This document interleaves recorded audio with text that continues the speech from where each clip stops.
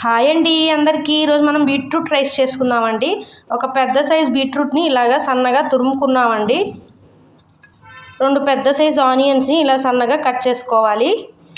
అలాగే ఒక పచ్చిమిరపకాయని ఇలాగా సన్నగా కట్ చేసి పెట్టుకున్నానండి.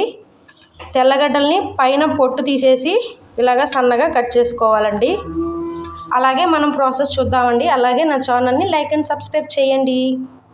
స్టవ్ ఆన్ చేసి కడాయి పెట్టుకోవాలండి. తగినంత ఆయిల్ వేసుకుందాం.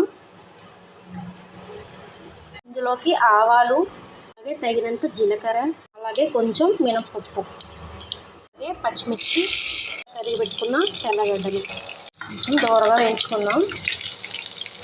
అలాగే ఆనియన్స్ కొంచెం గోల్డెన్ కలర్లో వచ్చేటట్టుగా వేయించుకోవాలి. ఆనియన్స్ కొంచెం వేగాక మనం తురుముకున్న బీట్రూట్ని వేసేద్దాం. బాగా మిక్స్ చేసుకోవాలి.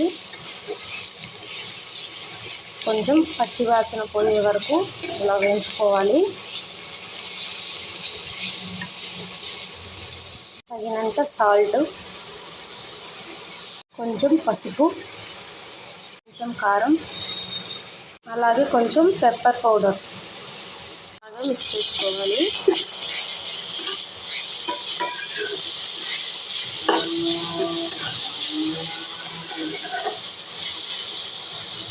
ఒక 10 మినిట్స్ మూత పెట్టేసుకున్నాం. 10 మినిట్స్ అయిపోయిందండి. చూద్దాం. బాగా వాడిపోయిందండి బీట్రూట్ అనేది.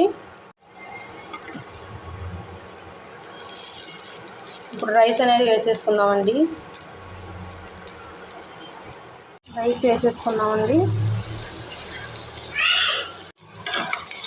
బాగా మిక్స్ చేసుకోవాలి.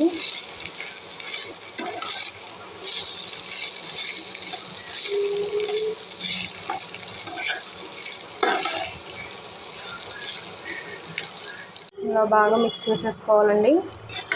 ఇదే అండి, అయిపోయింది. ఇంకా సర్వ్ చేసుకోవడమే. చాలా రుచికరంగా ఉంటుందండి.